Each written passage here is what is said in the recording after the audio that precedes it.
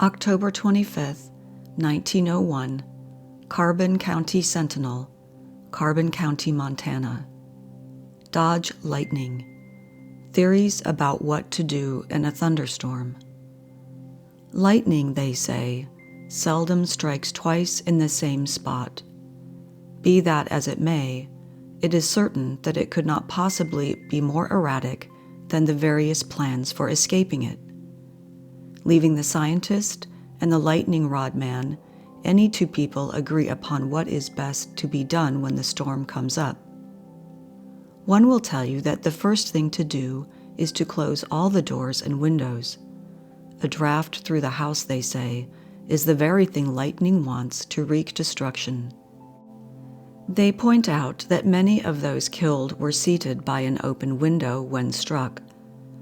Others, while agreeing with this theory, regard it as but a partial precaution, saying that the fluid will enter the chimney and come out at the fireplace.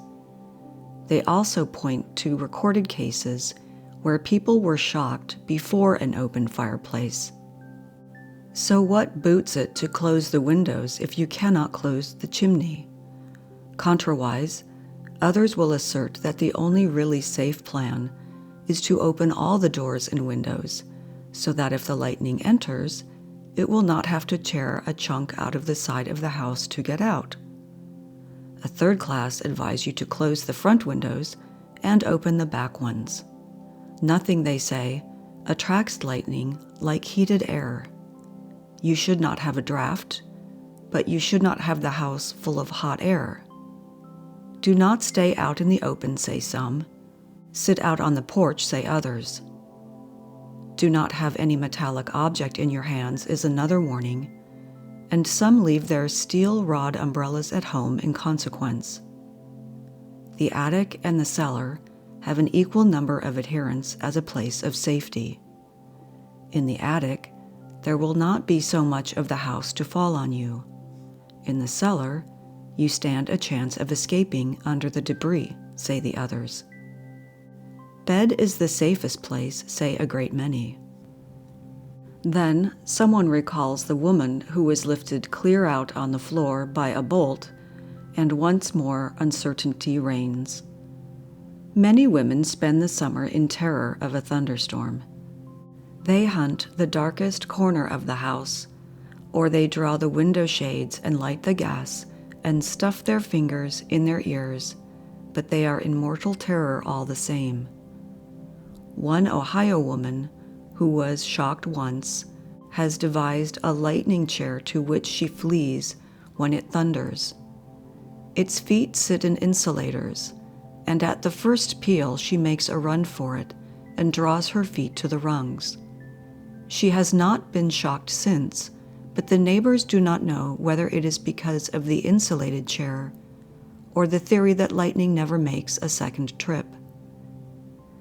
There used to be a prevalent idea that the most dangerous place in a thunderstorm was anywhere near an electrical machine.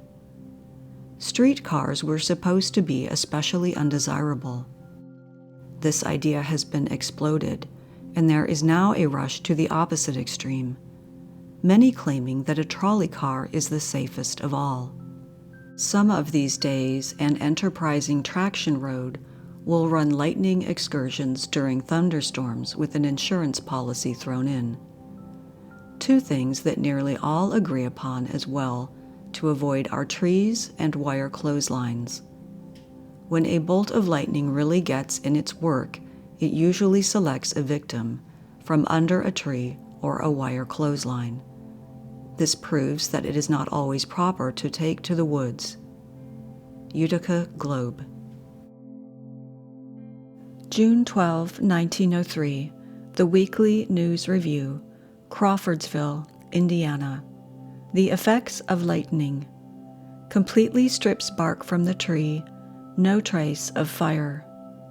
That much valuable knowledge as to the effects of lightning might be gained by a study of trees that have been struck by it is maintained by many English scientists. A tree which stood for many years on the side of a road a few miles from Wallingford in England was struck by lightning during a violent storm a short time ago and utterly destroyed. Mr. Percy E. Spielman examined it a few hours afterward and found that the bark had been completely stripped off and flung to one side, and that a large branch had also been torn away and splintered. He looked for some token of fire, but was unable to find any. He noticed, however, that the inner surface of the bark was marked longitudinally with thin wavy lines, very close set, of which the crests were about 1/4 of an inch apart. He took several photographs of the ruined tree, and he regards them as most useful, since they show clearly the rending effect of lightning on a fibrous tissue. February 9, 1910, the Wayne County Democrat, Worcester, Ohio. Lightning strikes house. Former Wayne County family have narrow escape when fire bolt hits home. Mrs. Mary Dressler Gingery of Cape Mendocino, California, formerly of Smithville, writes of a narrow escape of her husband, self and children, in January early. One evening about 9 o'clock, she and her children were in bed, Mr. Gingery being on duty at the lighthouse. A very high wind was raging when there was a stroke of lightning, with accompanying thunder, something never before known there to those who have been residents for many years. Mrs. Gingery heard a crash and found herself face downward on the floor, with wires of the telephone all about, everything covered with glass from the broken windows, and the bed on fire in many places. She caught up her children and took them to what she thought a safe place, and then started to find her husband in the tower some distance away. She turned back, however, and extinguished the flames in the room, not knowing that there was a fire in the basement where they had placed their Christmas tree and other things, until Mr. Gingery, who had been unconscious for a short time from the stroke, which, following the wires to the tower, had struck him down, throwing the wires all about him, came running, crying fire. There are 2 other families living there, and members of these assisted in putting out the fire.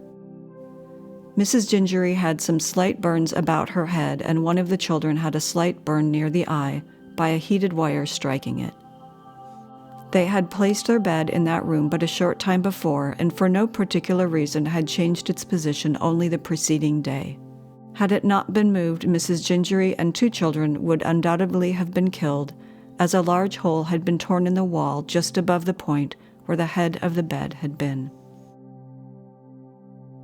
January 1, 1916, the Bakersfield Californian, Bakersfield, California. Lightning rods.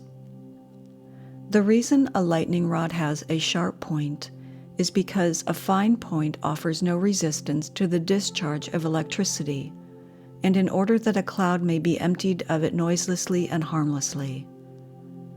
The degree of resistance is in proportion to the surface of the object.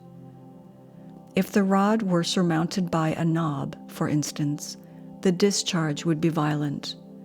But many a lightning rod has received an electrical discharge when the people in the building below were calmly unconscious of the fact. Non-corrosive metal is used for the point of the rod, as corrosion makes resistance. The difference between a point and a ball is shown in discharging a battery. The full charge from a large battery would be received quietly on a metal point, while a moderate charge from a small one would explode violently on a ball.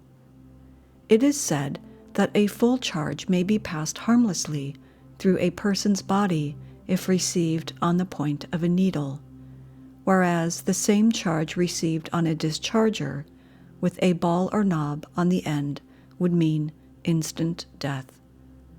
London Telegraph.